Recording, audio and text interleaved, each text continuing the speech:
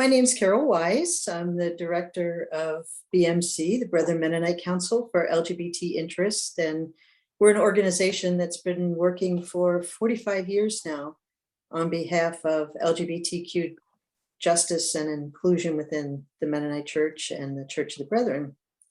So on behalf of BMC and also the Supportive Congregational, the Supportive Communities Network, which is our network of open and affirming congregations, I thank you for joining us this evening.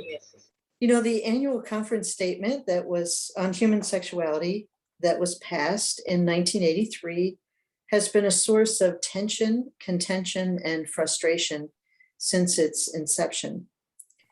Like many important statements, I suspect that the number of people who point to the paper with absolute certainty far exceeds the number of people who have actually read the whole statement. For its time, the 1983 statement was, in many ways, a quite remarkable and forward-looking paper. I say for its time because we often fail to acknowledge that nearly 40 years or almost 2 generations have passed since the writing of that paper, and there has been a lot that has happened in that time. Regardless of the actual content of the paper, what seems most true is that in actual practice, the paper has been used to justify the exclusion and ill treatment of LGBTQ members within the Church of the Brethren. We could have a very interesting conversation as to why and how this has been the case, and some of that may indeed arise this evening. So it is always a good exercise to look with fresh eyes at old material that we assume we fully understand. Sometimes we're like, you know, that experience of belting out songs with the radio, and then somebody actually gives you the words to the song, and it's quite a surprise at what you've been singing and what maybe the songwriter. So Matt Riddle has, our main presenter, has done just that with the annual conference statements related to human sexuality, and he deals with a number of them in what I think is a very brilliant and helpful fashion. So I'm very excited about this presentation this evening. By way of introduction, Matt is currently the pastor of the Arlington Church of the Brethren in Virginia, coming to that congregation from the Franklin Grove Church of the Brethren in Illinois, arriving there pretty much just in time for the pandemic. You may know Matt from his hosting of the Dunker Punk podcasts or his good work with young adults and youth within the larger church.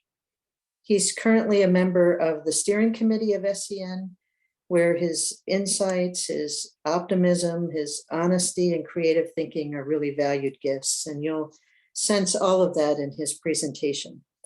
This evening, we're also going to welcome Brian Fleury, who is the very capable convener of the SCN Steering Committee.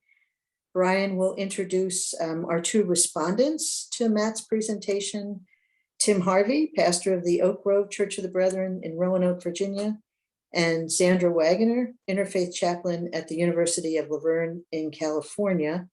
And then Brian will lead us in a time of conversation and questions following Matt's presentation. So again, I ask that you please stay muted. If you could put your questions and comments in the chat, that will be very helpful because we'll be monitoring that as we go along. So with that, Matt, I'm going to turn it over to you, and it's all yours. Thanks so much for that wonderful introduction, Carol. Certainly there's tons to look at. We are going to look exclusively at what annual conference says. This started as a paper for a seminary class for ordination, and it is a study of annual conference positions on sexuality. The paper that I thought I would write, or intended to write, or started out to write, was sort of to balance out these 2 sides. There's this very sort of real social sense of what the 83 paper says and things that are not allowed. And this is all very well known. And I expected to sort of paraphrase that since it's so well known, but what I really wanted to do was draw out this other side, papers on forbearance, ministerial ethics papers that don't mandate agreement with every annual conference statement, and sort of to put these two sides in balance. And that was the paper I started out to write. And then I did all my research, and then I did my research a second time and a third time because I almost couldn't process what I was seeing, or maybe what I wasn't seeing. What I wasn't seeing was this side of the scale that socially seems very clear, but when I actually read the actual annual conference papers, I could not so readily find it. My process on this research was pretty simple. I read a lot of annual conference papers. I read, in fact, roughly 45 years worth of annual conference papers and statements. There's a chance if it was about, foreign aid to another country, I may or may not have read it or perhaps just skimmed it, but I at least skimmed almost every paper written in the last 45 years and a couple prior to that. And if it dealt at all with this issue of sexuality, I read it thoroughly and in some cases multiple times. And so these are the years that we'll see cited here, with special focus, of course, 83, 2002, 03, 04, and some familiar years here, 2011, 2017. We'll cover all of those. Yeah, and that is what we did. So let's dive in here. We'll start with mutual covenants and authorities. Every member of the Church of the Brethren engages in multiple layers of covenants and agrees to sort of be under multiple authorities. They could be local, say you are a member of a congregation, or maybe even a member of a subculture within that congregation even. They could be regional, which could be a group of churches. Here in Northern Virginia, the Northern Virginia Church of the Brethren like to do things together, but a region could also be as large as a district. An entire district is a region and a covenant that we hold, as well as annual conference. So annual conference is not the only covenant or the only authority we agree to, but it is, as was originally stated in 1968 and then repeated in 2017, it is the highest legislative authority in determining the polity of the church and the final authority of the Church of the Brethren in all matters of procedure, program, polity, and discipline. So it's not the only authority, but it is the highest authority. And so that's what we'll be looking at in this paper, is what annual conference has to say. Ministers take on, so there's this cyclical thing. We have all these layers and they all interact with each other. Ministers in particular have this additional covenant when we become licensed and or ordained or commissioned. You take this extra sort of covenant. And so we're bound by ministerial ethics papers, for instance. In 2008, they outlined 26 different letters, A through Z. How convenient. We'll highlight D. I will exercise a lifestyle consistent with the teachings of Jesus, giving serious attention to annual conference statements. The letter I, that we will support the basic beliefs and practices of the Church of the Brethren as determined by annual conference. So we'll note here that it says to give serious attention and support the basic beliefs and practices. So it would be a betrayal of ministerial ethics to blow off a statement. That would be a betrayal of ethics. We need to give it serious attention and honor that. But note, it does not mandate agreement. Give it serious attention and then decide if you agree or disagree. And you need to support the basic beliefs and practices, but not every belief and practice. So part of this is this no force in religion concept, which goes quite far back in the Church of the Brethren DNA, but was recently sort of re-highlighted in 2017 by a report with a lengthy name we'll get into later. It's a reminder that there is no force in religion, and that is a value that is, quote, firmly rooted in our tradition. That is a quote from the 2017 report. And because of no force in religion, that report continues on to say that governing bodies like district or annual conference must never mandate or enforce compliance. and instead must respect and honor the, quote, freedom of individuals and local groups. So again, we have this sort of cyclical thing where ministers are agreeing to give some respect to annual conference and to district conference. And in return, we are expected to get some respect back from district conference and annual conference. We will give serious attention to their statements, and they will not mandate or enforce compliance. Similarly, again, we see this sort of cyclical cycle of respect, which all members have, as we all sort of serve each other and are in covenant mutually with each other.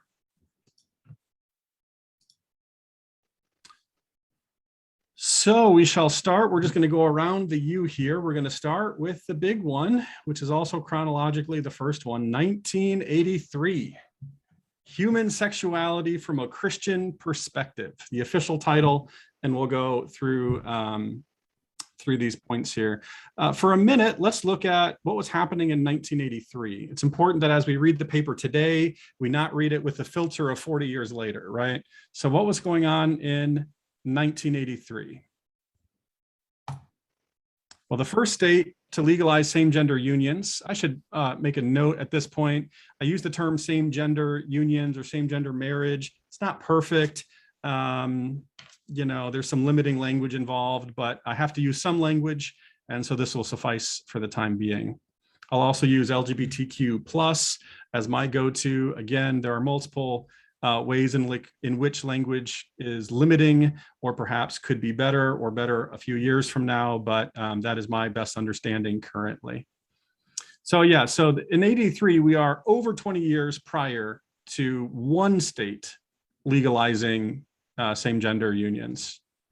Over 30 years prior to it being legal on a federal level when the Supreme Court ruled on Obergefell v. Hodges. If you ever read the paper later, I did not get into this in the paper, but I do just want to note here that this is the beginning of the AIDS epidemic.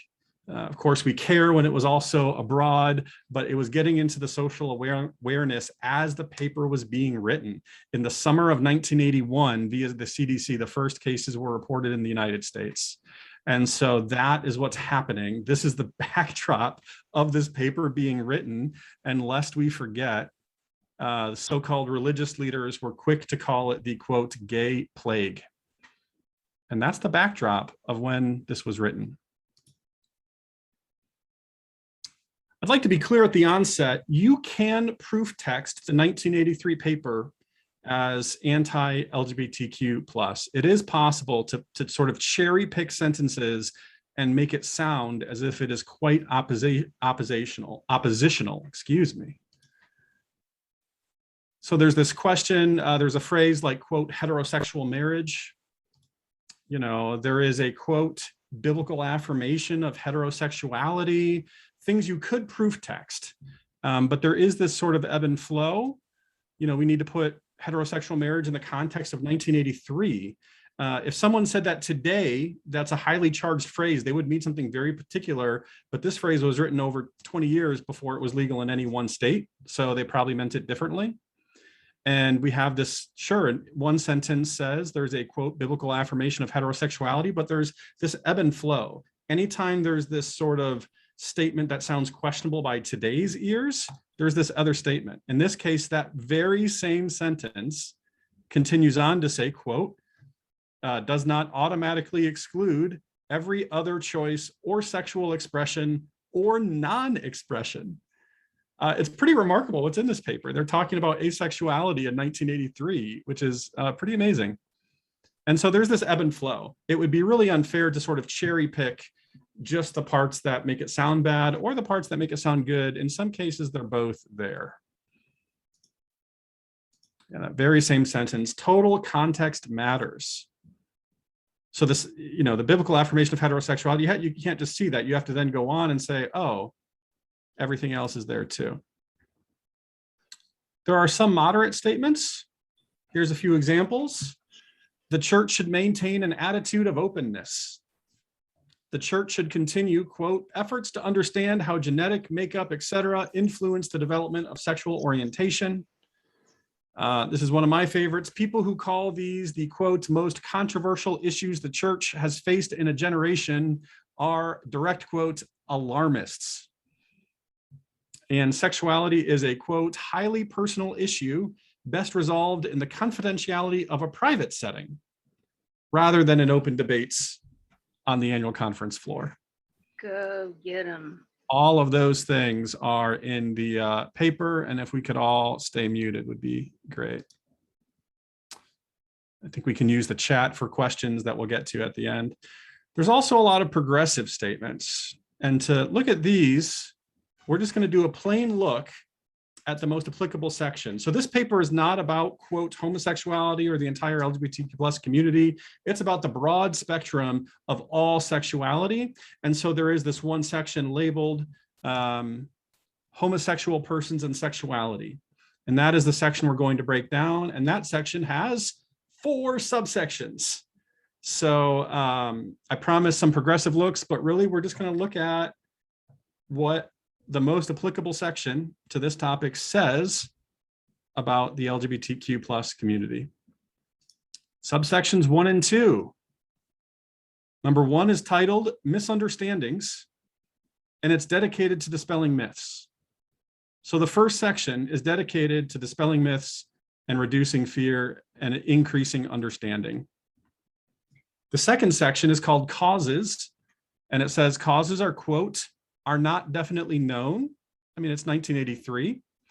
So that's even amazing. They're saying, yeah, we don't really know, but it makes clear, the section makes clear it is not a choice. In 1983, the Church of the Brethren was writing that we know it is not a choice. And this is my favorite little nugget. Perhaps the majority of people are somewhere on the continuum between exclusive homosexuality and exclusive heterosexuality. So I suppose we could say the official position of the Church of the Brethren is that the majority of its own members are to some extent bisexual. That's in the paper, believe it or not. Again, pretty remarkable considering it was 1983. Now let's look at subsection 3. Biblical insights. There are seven places in the Bible that reference, quote, homosexuality. And as an example case, we're going to look at Romans chapter 1, specifically verses 26 and 27. The paper actually breaks down a short exegesis on each section, and we'll just kind of glance through one of them. I have to crouch for this part here. A lot of words on this slide.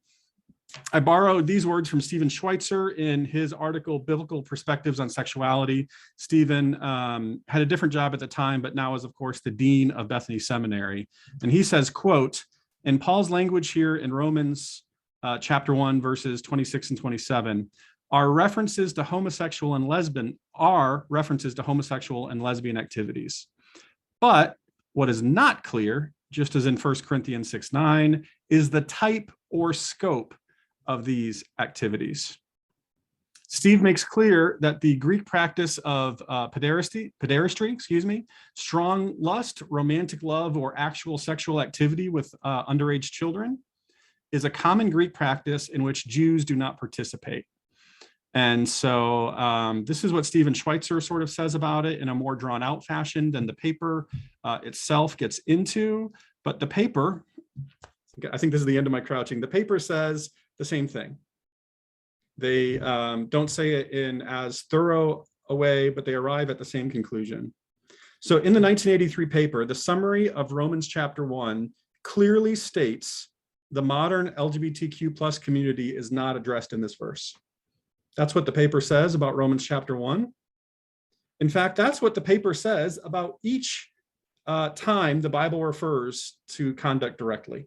7 different times, and none of them refer to the contemporary LGBTQ plus community, according to the paper. It just really makes me wonder, the guiding paper on human sexuality from Annual Conference says that the Bible does not address the modern LGBTQ plus community directly each time. if there's no scriptural basis to address the modern LGBTQ community, what basis are we using to call it sinful? If we're just listening to annual conference, it says there's no scriptural basis. So how can we condemn it? What basis are we basing it on to condemn it if the Bible does not?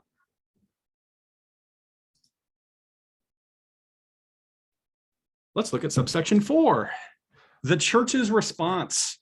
So now we've dispelled some myths and we've told you the Bible doesn't address it. What should you do? What should the church do? There are special ways in which the church can extend Christ-like comfort and grace to homosexual and bisexual persons. These include welcoming all inquirers who confess Jesus Christ as Lord and Savior into the fellowship of the church. So if someone is genuinely seeking faith, regardless of sexuality, in fact, this says specifically if they are homosexual or bisexual, they should be welcomed into the church.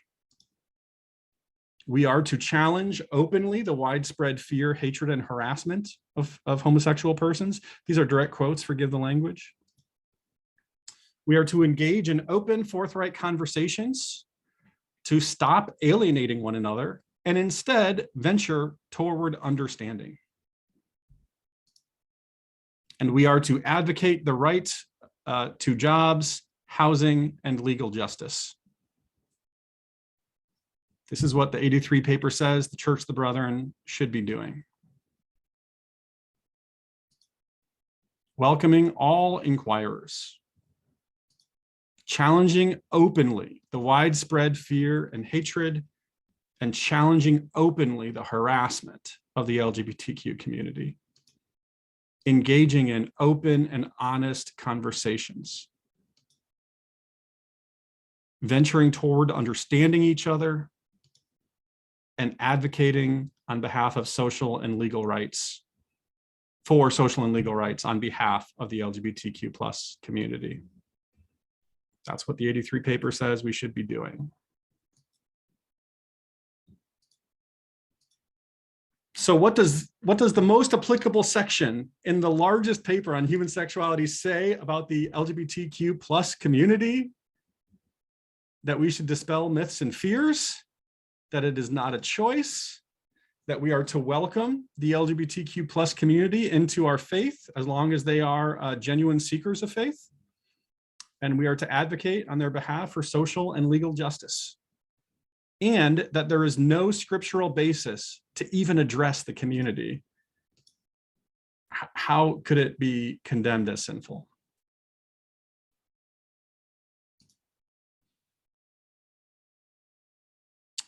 Unfortunately, as Carol said in the opening, it's been, several decades, and some things are dated. We'll start with the most poignant and awful example, conversion therapy. I gave it a yicky orange color. The official Church of the Brethren position is that conversion therapy is valid, despite it being illegal in 20 states.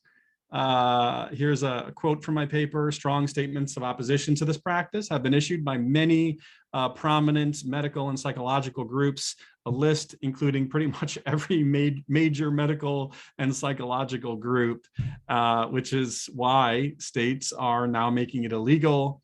And it's fairly embarrassing. This is still on paper, the official Church of the Brethren position. Another one being the near exclusive usage of the word homosexual, which the American Psychiatric Association says is stigmatizing and is not a word that we should be using. Not to mention that it's a limiting word. We've always taken the paper to refer to the entire LGBTQ plus community, but technically the paper doesn't say that. It primarily, if not exclusively, says homosexual. And there's several others too. There's another 3 or 4 ways the paper is dated, but we get the point. And we will just note that a more inclusive rewrite of the paper would be beneficial to the entire Church of the Brethren faith community, regardless of where each person stands.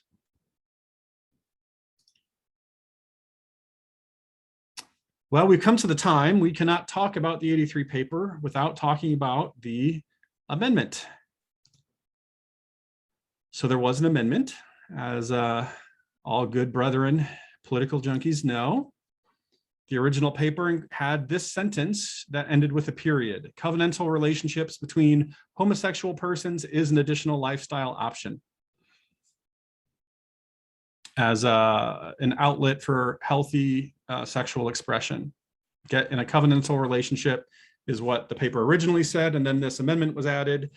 But in the church's search for a Christian understanding of human sexuality, this alternative is not acceptable. I'm going to read the entire sentence once.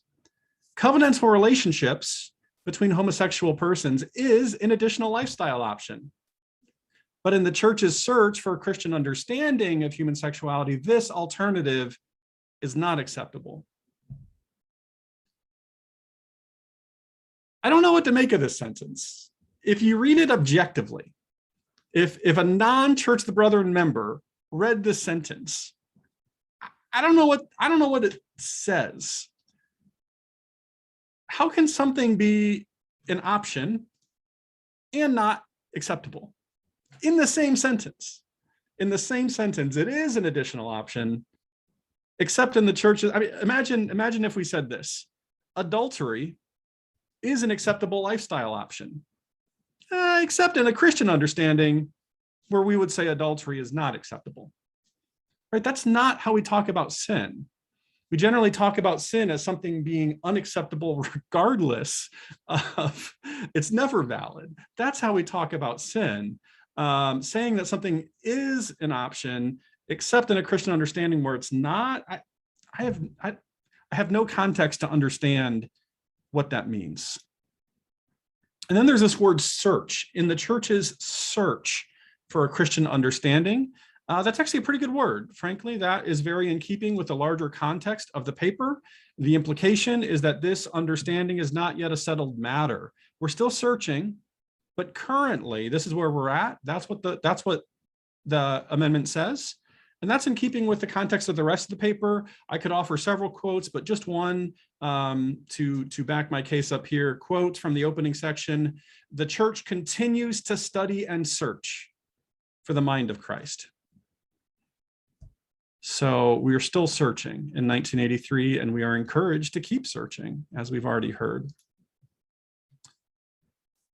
You know, this amendment kind of gets under my skin, not because it's confusing, but because the entire document is nearly 7,500 words. The amendment is half of a sentence long. It's a sentence fragment, and it's 17 words. 17 words from a 7,500 word document is the most remembered part of this entire paper.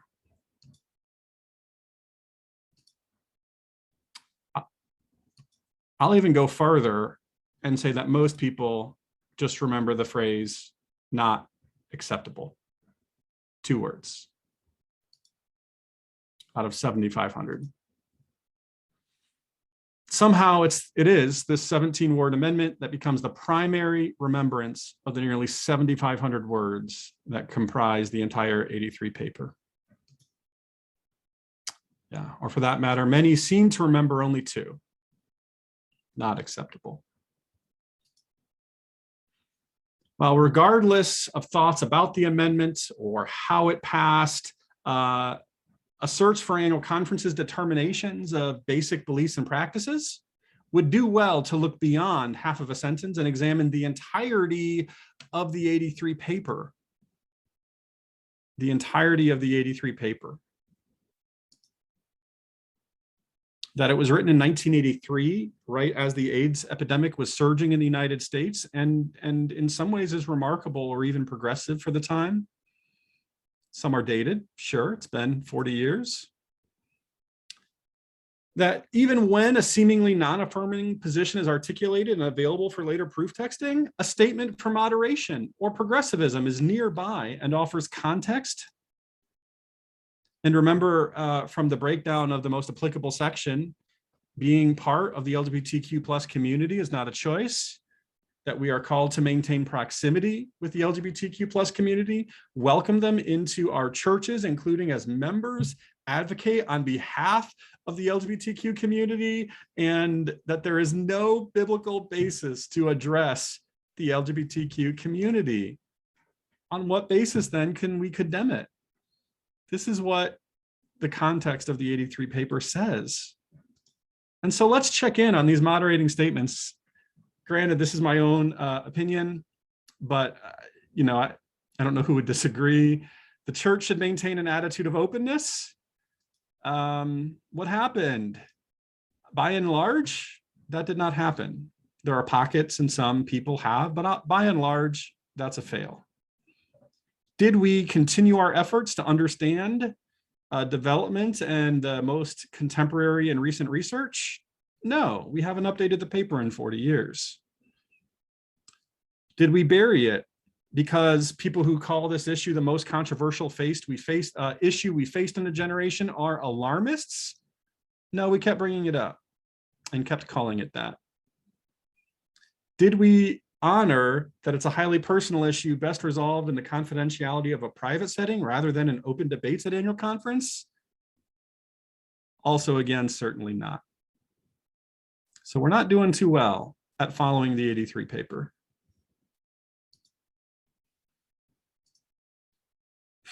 Well, given the contextual statements, the calls for proximity with and concern for legal justice and equality, and the stated lack of biblical basis for addressing the LGBTQ plus community, let alone condemning it, it would be remarkable to consider this paper as oppositional and non-affirming. Be remarkable. And yet it's this amendment that receives overweight attention by future annual conferences, which we shall see as we dive into 2002, the licensing and ordination of homosexual persons to ministry in the Church of the Brethren. Remember these stats from 1983, that's going to come up here in a second. Here's the entire quote from 83. We've read it a couple times. I'll just leave it there for you to see. That is the entire sentence, even though most people quote the 17 words of the amendment. Here is the quote from the 2002 query. Whereas the 1983 annual conference statement on human sexuality indicates the homosexual lifestyle is not acceptable. I wonder if you all caught that. How many words, you're all muted, I'll answer my own question, but how many words did they quote accurately from the 83 paper? 2. If there's any jokesters in the room, you could say 3 is not acceptable. But that's it. That's all they quoted accurately. 2 words from all 7,500. There's another quote from 83. Remember this thing? You're an alarmist if you call this the most controversial issue facing the church. The 2002 query says the wide divergence of interpretation that currently exists threatens to destroy the trust. And so standing committee accepts it and pens a direct response to the delegate body. This is uncommon. It does not happen very often at all. In my own lifetime, I'm only aware of it happening twice. I could be a little bit wrong on that, but it doesn't happen that often for sure. Standing committee accepts it despite the disagreements from 83 and pens a direct response to the delegate body. I would propose that the query response has 3 significant shifts. 3 primary ideological shifts from the 1983 paper. Number 1, what is considered not acceptable? In 1983, those 2 words are used within a sentence describing covenantal relationships, and that same sentence says it's also acceptable.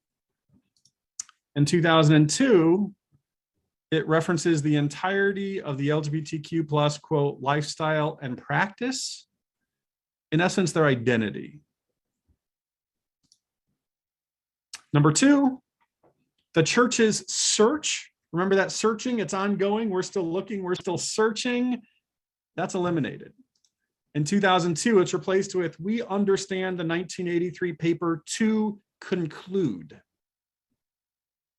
So the 2002 paper is not honoring the 83 paper. The delegate body passed it. It's a part of annual conference, but it's different. It is co-opting at times the 83 paper in those 2 very specific ways.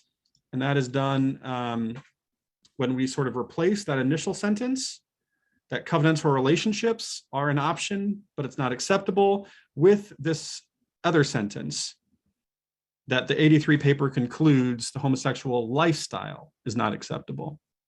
It's not the same. And then number 3, expectations for church membership. The 83 paper says definitively and clearly they are welcome. All LGBTQ plus members, if they are genuinely seeking faith, are welcome in our churches, period. And the 2002 paper pretty directly implies that they are not welcome, that they should not be made members at all.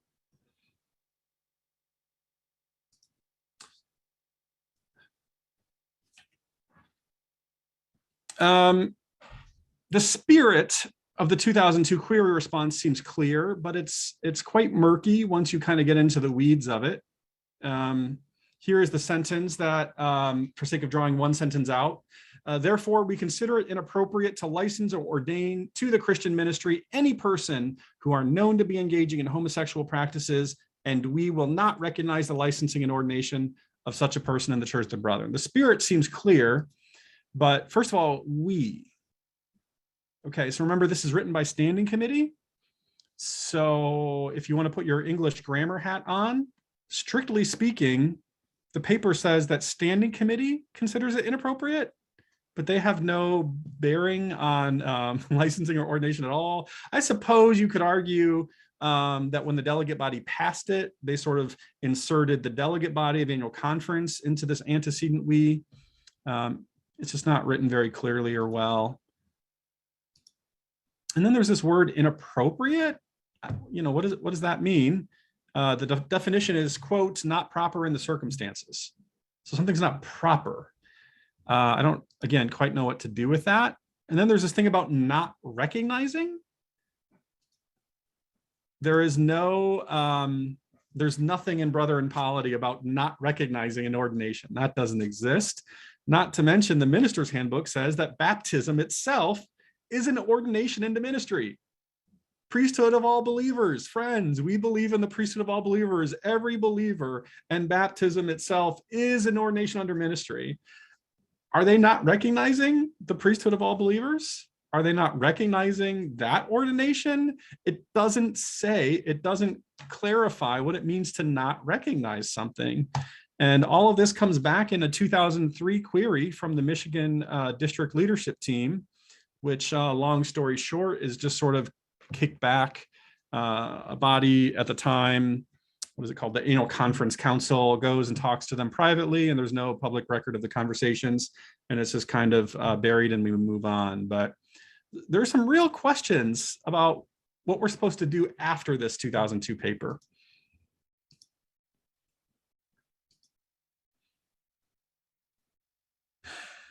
Still, this all passed. So this is on the annual conference record. And remember again that out of the 7,500 words, everything we talked about before that the 83 paper says, this 2002 paper co-ops some of it. It just quotes those 2 words, and it even doesn't, it sort of puts them in a new light itself. And then it comes back in 2009 and 2011. In 2009, there's a query from Beacon Heights that is passed through the special, I have a note somewhere, my mind is blanking, a special process that takes 2 years. So it comes back to in 2011, and the 2011 delegate body is asked to vote to reaffirm the 1983 paper or reopen the topic for debate. I would love to have some polling data from that delegate body. What did they think they were voting on? What did the 2011 delegate body think they were voting on? The 2002 annual conference's misrepresentation of the 83 paper? Were they voting on their understanding of a 17-word amendment, which may or may not be what the amendment even says? If I had to sort of wage my own hunch, generally, was this viewed as voting on whether or not being LGBTQ plus was sinful? Yes. Is affirming it sinful? Was that what people were thinking? Were they thinking something else entirely? Who knows? There could be as many opinions on what they were voting on as delegates in the room. And does any of that matter? Does it matter what the delegates intended to vote on or thought they were voting on? Does that matter? Because what happens in practice is annual conference records the business item clearly and simply. In annual conference record, this is very simple. In 2011, the 1983 paper is reaffirmed in its entirety. So in the 2011 annual conference reaffirms that 83 paper. And this is where my research got interesting. I talked to Denise Kettering-Lane at the seminary about what happens when there's conflicting statements on annual conference record. And she said it's very simple and clear. She's not aware of it actually being written down anywhere, but she can go back to the turn of the 20th century and document it. And probably she's suspicious it goes back to even maybe the second annual meeting ever. If there are two things on annual meeting, the most recent one is the true one. The most recent one is the current annual conference position. That's how it works. Which means the most recent and the current annual conference position is not homosexual practice is unacceptable behavior and therefore implied to be sin. But scriptures do not deal explicitly with modern understandings of the LGBTQ plus identity. It's not this implication that people who are in the LGBTQ plus community should be denied church membership. The current annual conference position is that church membership is stated as an explicit right and special means of welcome to all genuinely inquiring people. Forgive the typo. We are to remain in community and dialogue with the LGBTQ plus community. We are to work for social justice and legal equality on behalf of the LGBTQ plus community, and there is no biblical basis to call it sinful. Those are the current annual conference positions on sexuality. Those three shifts we talked about, the 2011 conference shifted them back by reaffirming the 1983 paper.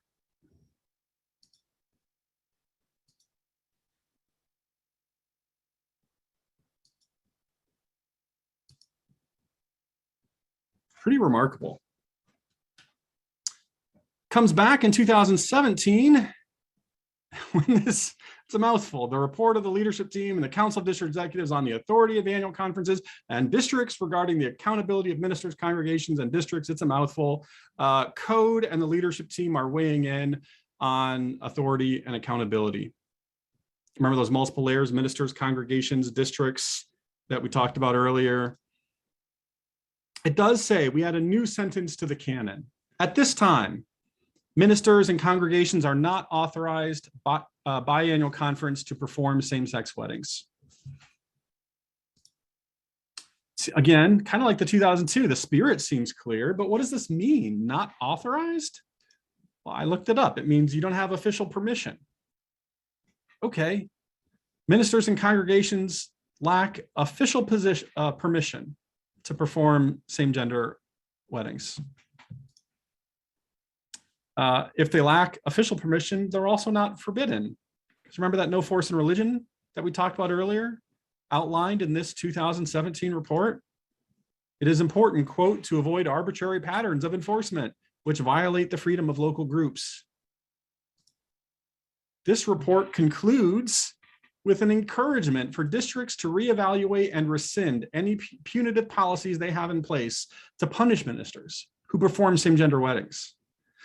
So it's an interesting paper. It adds this new sentence that you're not authorized, which just means you don't have official permission, but they also make clear you can do what you want. We respect you. You respect us. We respect you. And by the way, no one should punish you. And that is in the paper. I'm fascinated that this sentence says ministers and congregations lack official permission.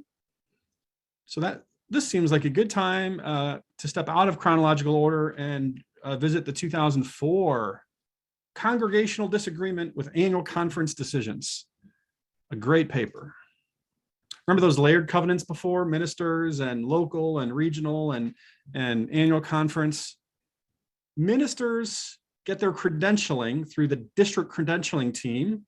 Sort of by association, ministers are bound to district conference. Ministers are employed by congregations who enjoy protections from districts under this 2004 paper. So the minister's boss, their employer, has protection from annual conference, but their credentialing is tied into district conference.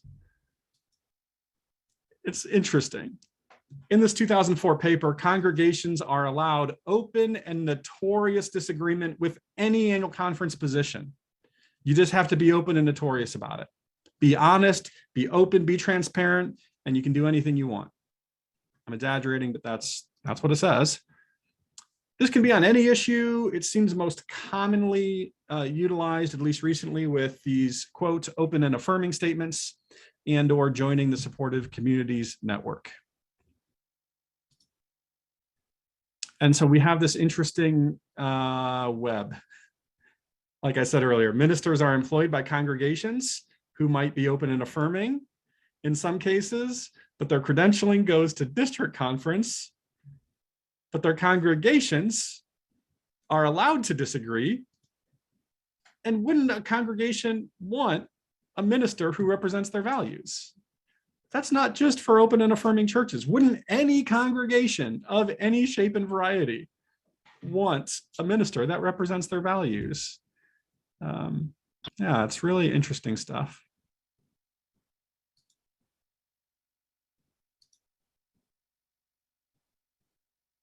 Let's look at a few other papers for a minute, some broader understandings. The 1979 paper on biblical authority. So the sort of prevailing paper on biblical authority we have, it makes space for and affirms the validity of a variety of scriptural interpretive methods and approaches. So we could say we don't have a great understanding of biblical authority, but we have a paper on it, and it says there's a lot of ways to think about it and approach it. A 2008 paper on forbearance states that, quote, annual conference positions are invitations to agree. Invitations rather than mandates to obey. And that's the same thing that the ministerial ethics paper says. We're asked to give it serious attention, not necessarily agree. Give it serious attention and then decide.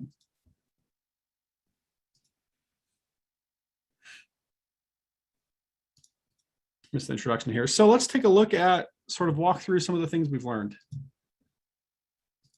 Given that we know the minister's ethics guidelines, quote, I will treat my congregation and parishioners with Christian love and respect. From the 1983 paper, church membership should be granted to all inquirers of faith, explicitly including members of the LGBTQ+ community. That there is no scriptural basis to address, let alone condemn, the modern LGBTQ community. Quote, there is no reason to become tense and condemnatory about issues of sexuality. It would seem a betrayal of ministerial ethics to not treat all LGBTQ+ people in their community as whole and holy, even to the possible extent of agreeing to officiate their weddings.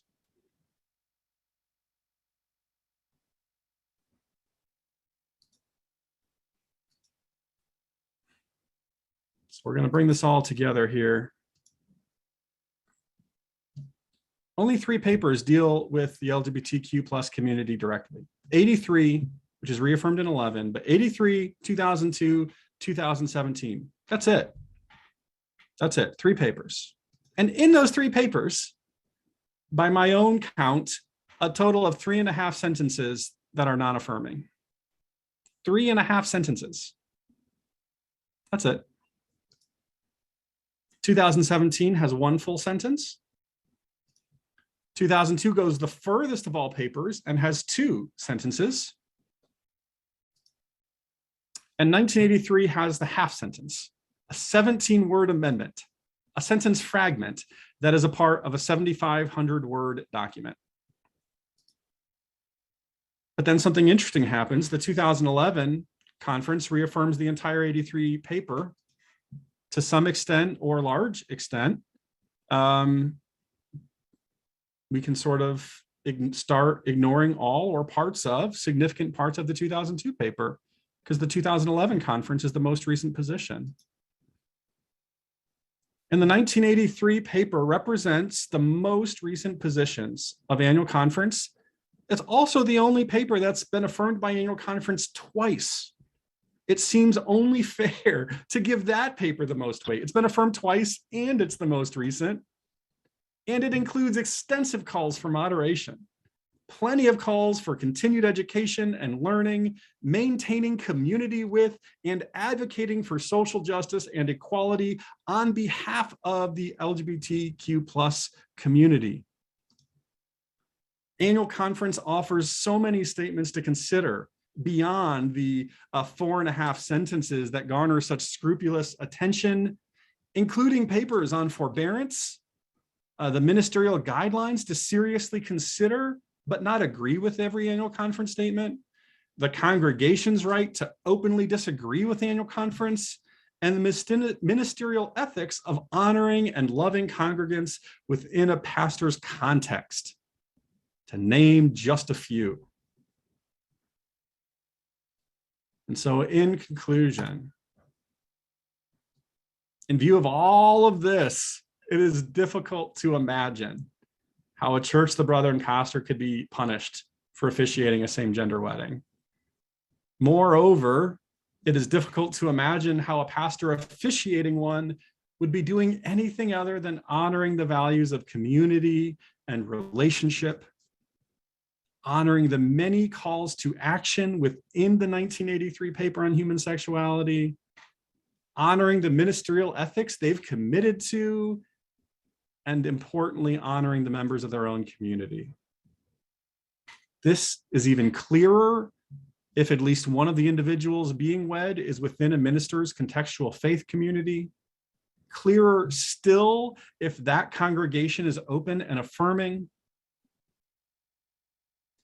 And yet, if necessary, we might conclude by recalling the annual conference position on disagreements with decisions. The Brethren movement was born out of dissent. I wanted just to say thank you, Matt, for your very thorough presentation of your paper. It was very enlightening and just really appreciated helping us all to wade through this series of papers over the course of the last 40 years. And that the things that we think that we know may not be the things that are actually the case. At this point, as Carol mentioned earlier, we're going to invite a couple of people to respond to the paper. The first person is Zandra Wagner, who is from the University of Laverne. And Zandra, go ahead and if you can go ahead and speak to what your reflections on Matt's paper and presentation were. Great, thank you, Brian. And thank you, Matt, for this paper. I've read one other version, so I know you've even been working on this, and I know you've put a lot of effort in making this digestible for those of us in the denomination, and I just want to say thank you for that effort to make it something that could be usable for us. So I have just three things that I wanted to reflect on. The first is just an appreciation of Matt's careful attention to language and the shifting of language over the past 40 years. I think that assessment is just really helpful so that we can track and see how language was part of the politics, so that when we're moving from language that's about covenantal relationships or a search, right, into things like sin and forbidden and lifestyle and practice and sort of these more conclusive things. What I appreciate with this is there is language that lets us know and feel that the spirit is moving and open and discerning and curious and with a growth mindset. And at times this language has moved to become violent or static, dead or deadly, and authoritative. And that I am appreciating that Matt is helping us feel those different energies in the language itself. The second thing I wanted to comment on is, and this is not my insight, Carol Wise, after the first time that I read this paper, I think she was the one who said this is such a commentary about sort of 40 years of denominational leadership. And I think this is a really, so what Matt's done is tracked these papers and things that got approved and discussed. And what I want to highlight here is that, and I don't mean just some simple, simplistic sort of critique of leadership as though that's some monolithic thing. It's just that there were 40 years of different people in leadership who had opportunities to do something with the 1983 paper.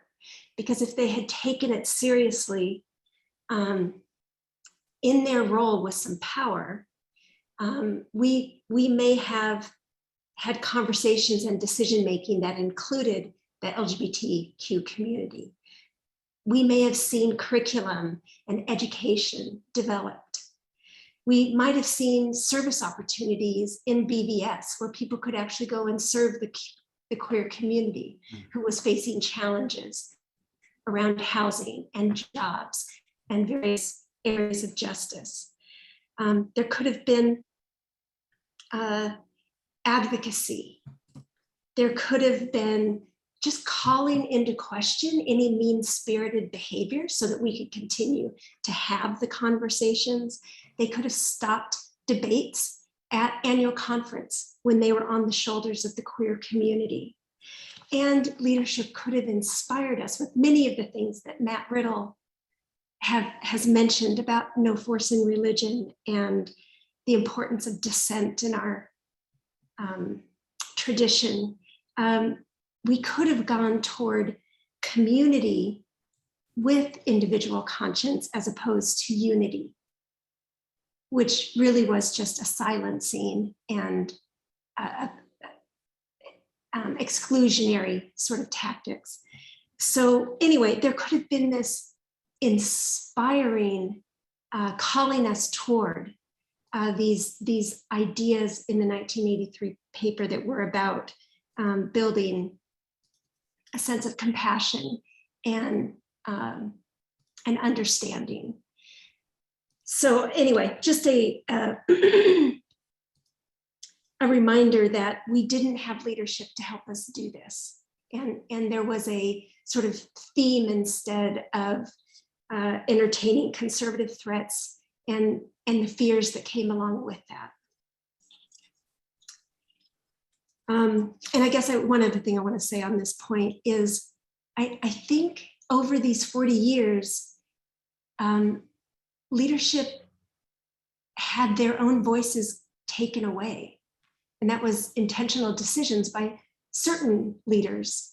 And so when they were no longer allowed to have their opinions, it means that now they had themselves in a role of just being mediators between other people's opinions. And so then what was created was a middle and polarizations. That was created out of sort of leadership decisions over time. So anyways, that's a reflection on that piece. And then the last thing is just a short reflection. Reading this paper just triggers and activates me in really serious ways. And it's not because of those who are non-affirming of the queer community. That's simply something that's sad and something to grieve.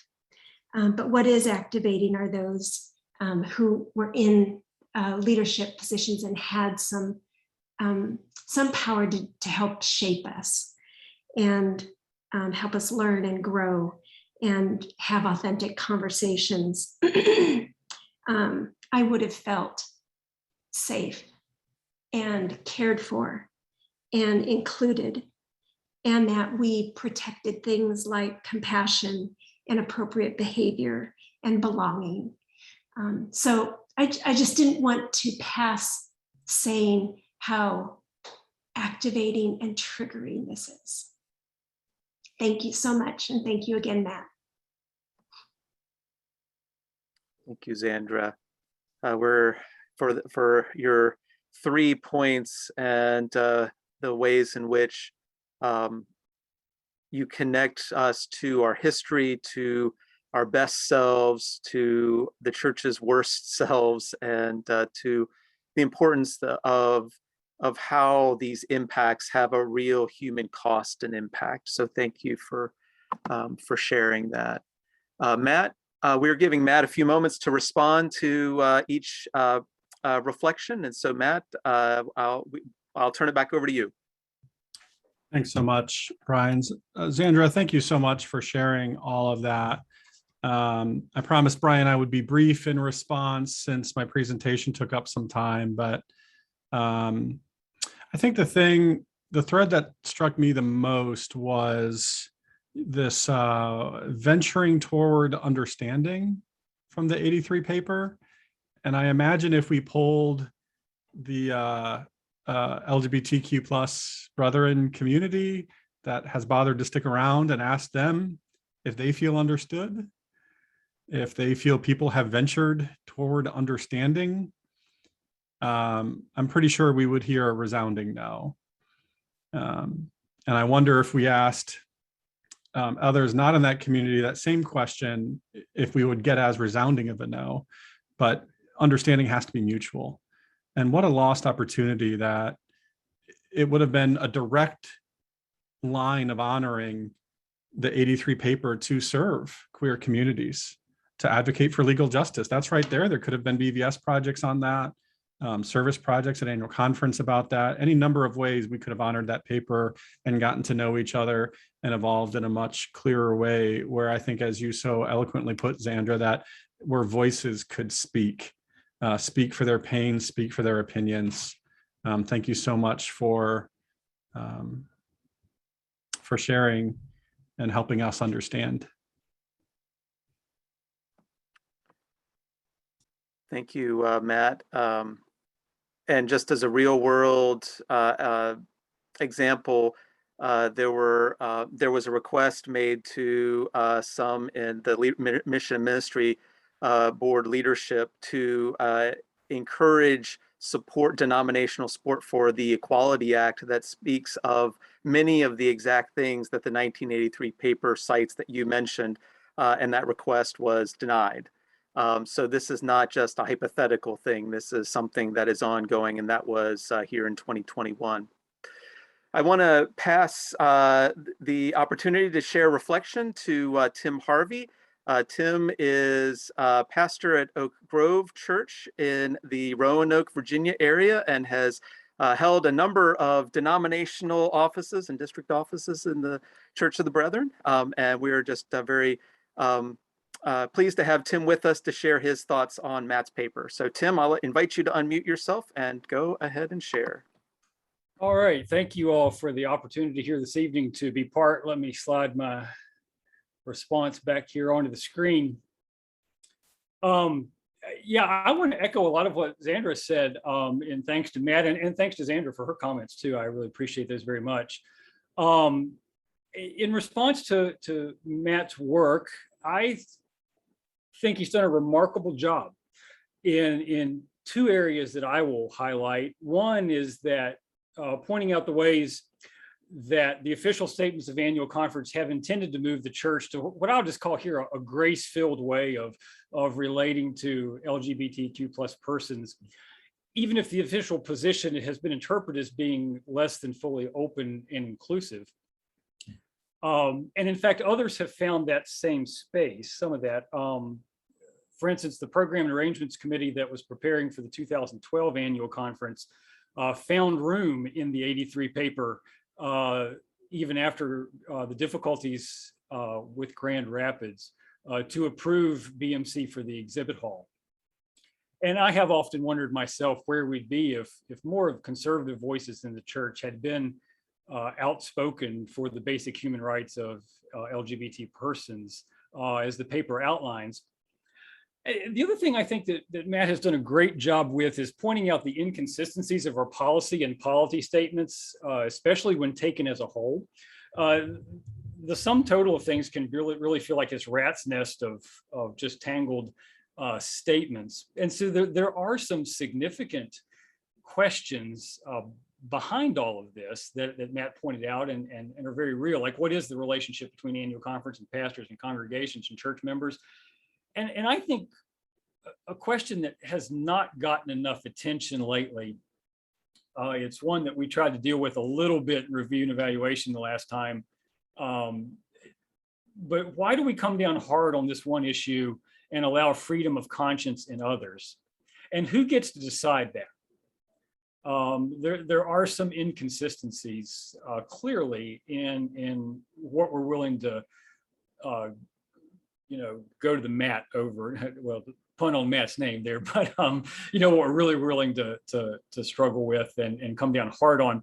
And at times it feels like navigating our policies and polity is a little bit like playing Plinko. If you remember that game from The Price is Right and others, that sometimes it feels like where you end up on the board depends on whether you shift left or right every time you come up against a pin. Every time you come up against a statement, well, if you take it this way, you're going to end over here, and if you take it another way, you're going to end up over there. And all of that is true. But to the issue at hand, Matt's conclusion is that ministers are currently within reasonable boundaries of annual conference statements and ministerial ethics if they choose to officiate same-gender weddings. Matt, you make a very compelling case that at the end of the day leaves me unconvinced for reasons that I will elaborate. But I will also say that I do think you have outlined the path to a query, that if somebody wanted to take what you've done here, or you and your congregation take what you've done here and fashion it into a query to look at some of these things, when I combine that with the exodus of the conservative congregations in our current schism and the vote in 2011 and the vote on Earth Peace in 2017, and how we've been dancing around 2/3 in the church, a 2/3 majority vote, which is what it would take to replace the 83 paper. It might just get there, when you add all those things up. And so I wanted you to hear me say that. So where do you leave me unconvinced? And I think there are a couple of points that, to me, I think you're stretching the argument a bit farther than is warranted, even though I will readily admit that what I think you're doing is in making some interpretive decisions that are themselves based on other interpretive decisions, and there's a mess. All right, hold on one second. Okay, you all can still hear me? Okay, yeah, my speaker, I'm having a little, whether I'll be able to hear you in a minute is a question, but I'll keep going. So a couple things. In your comments about the 2017 statement from the leadership team, Council of District Executives, you try to point out that not authorized somehow could be interpreted as not forbidden. And I am not convinced by your reasoning there. It seems to me that if someone were to say to me, you're not authorized to do that thing, whatever that thing is, and then I were to come back and do it and then come back and say, well, you didn't say I couldn't. The next reply would be that, well, then let me make clear what I thought was clear from the beginning. You may not do this. And so I don't think not authorized was somehow intended to leave a back door to say yes somehow, even though I do acknowledge the rest of the paper does also exist, hence some of our difficulties. Another place, I have always struggled with the 2003 query from Michigan District, clarification of confusion, particularly the point that you highlight when our dear brothers and sisters in Michigan responding out of great pain. I want to acknowledge that. Respond to a statement that says we don't recognize the licensing and ordination of such person to Church of the Brethren with a statement that there's not currently a category for unrecognized licenses and ordination. I've always felt like that begged the question, like that stretched grammar to a point it wasn't good. I've always thought that was an odd statement, and I've just had issues with it. And so I wasn't convinced on that point. But I think the biggest argument that I would raise with you, I don't want to use the word argument because you've offered an invitation and I want to honor that. Goes back to the notorious sentence in the 83 paper that was amended. And you suggest that the sentence, the now amended sentence seems to suggest two conflicting options are possible, that covenant relationships are an option, but the church doesn't see them as an option, and that somehow that statement is in conflict with itself. I would argue that it is not in conflict with itself. I would refer back to the Old Testament passage where Joshua tells the people about life in the promised land, and he acknowledges that there's all kinds of options out there for the people to shape their lives. But then he says, but choose this day whom you will serve, that among all of the options, which may be legal or acceptable or whatever we might call them, that the essence of Christian discipleship is about making choices that represent our love of God, neighbor, and enemy, and that what are otherwise acceptable options become unacceptable options, and if the church then has placed it out of bounds. And so that would be my response there, to which reasonable people will certainly disagree, and that's fine. Finally, I'll just quickly say this notion of the church being born out of dissent is an interesting one. It does seem to me that the Church of the Brethren, at least in its beginnings, the old brethren, focused their dissent against the state or the state church, but not inwardly upon itself. Now, here again, we can cite the annual conferences of the 1880s that took 75 years to decide the mode of foot washing. So there was plenty of dissent that eventually got resolved. So again, you can say one thing, you can say the other, plinko left or right. But that being said, that's my response. Again, having highlighted, Matt, some issues of wanting to offer a different reflection, I do want to commend you for a very fine paper that has caused me to think and challenged me in some ways that I didn't expect would. So thank you for your work. Thank you, Tim. Matt, your response. Yeah, thank you, Tim. I promise everyone I will not go point for point on Tim. We asked Tim to speak as a respected member of the community, knowing he and I might not see 100% eye to eye, but that's an important aspect to bring in. This thing about dissent and the church is born out of dissent, I didn't, because it was like right at the conclusion of the paper and the presentation, I didn't want to get lost in the weeds.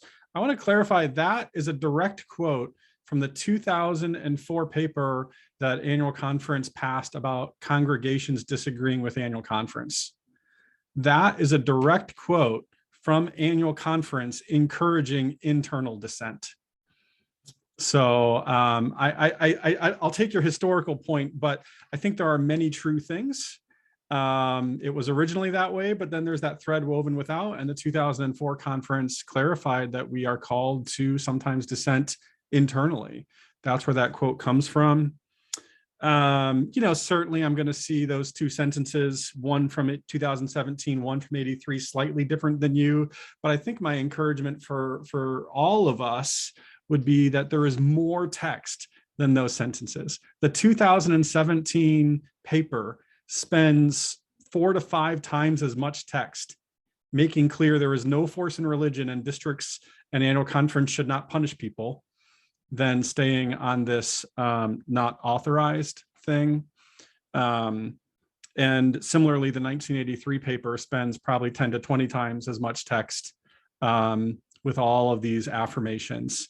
And so there's this, in my research, there's this constant ebb and flow where sometimes I'm like, all we need to do is honor what's already here. And other times where I'm like, but we're not called to totally agree, and there is this ebb and flow. And so even if I gave you that those two sentences are exactly your interpretation, why are we focusing so much on those two sentences when there is 10 times as much content encouraging love, community, and as you yourself said, that grace-filled way that honors basic human rights?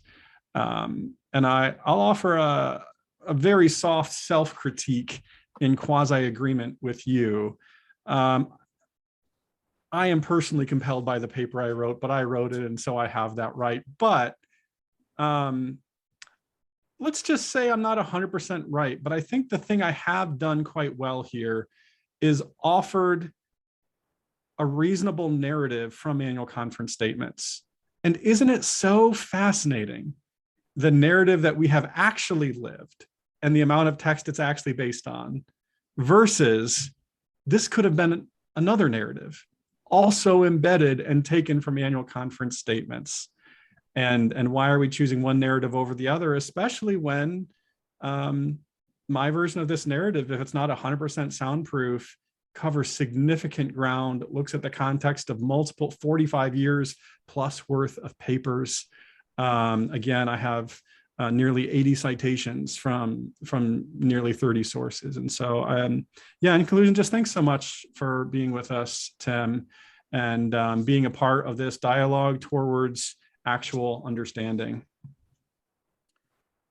Thank you, Matt. Thank you, Tim. Thank you, Zandra. We are going to wrap things up in a few minutes. And unfortunately, we're not going to be able to have time to address all of the questions that are in the chat.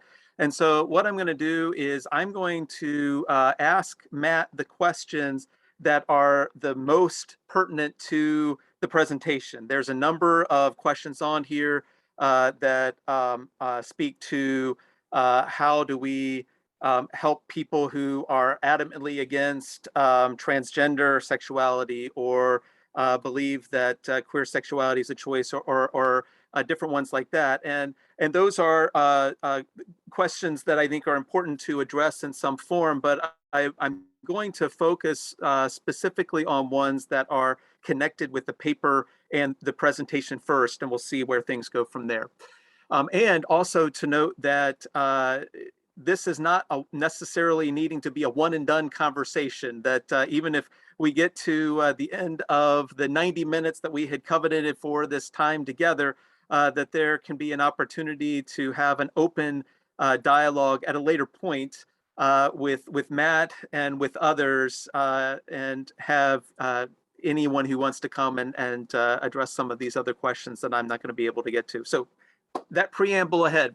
I'm going to start with a question that was early on in the chat, Matt. Why does the church use this paper, and I'm assuming you were talking about the 83 paper at the time, to exclude LGBTQ plus brethren from full participation in the church when even the paper is on the forefront of being respectful to the community?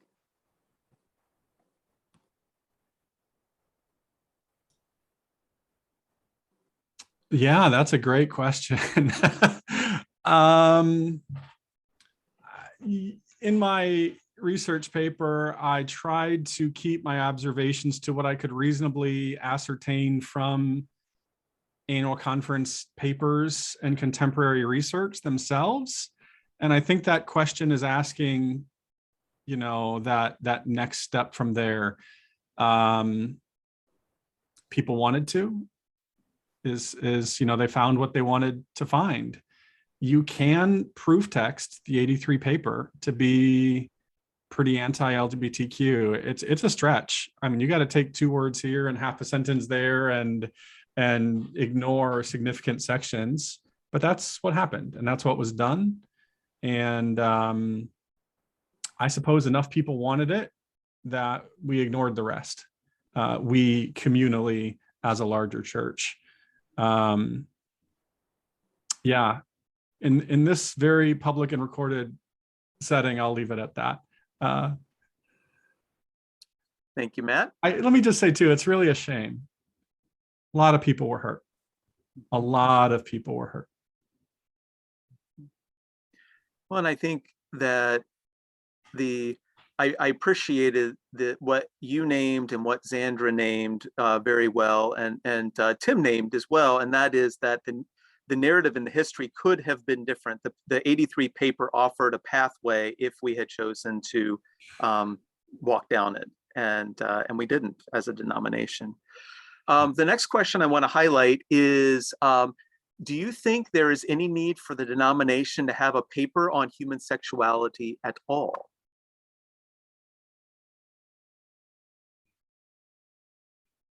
Oh man, that's a tough one. I feel two answers at once. Part of me, the systematic type of theology, that if we want to be a comprehensive church, yeah, we should have a statement on everything. I mean, we have a statement on drone warfare. We're not going to have a statement on one of the most personal and intimate and common parts of a person's life. The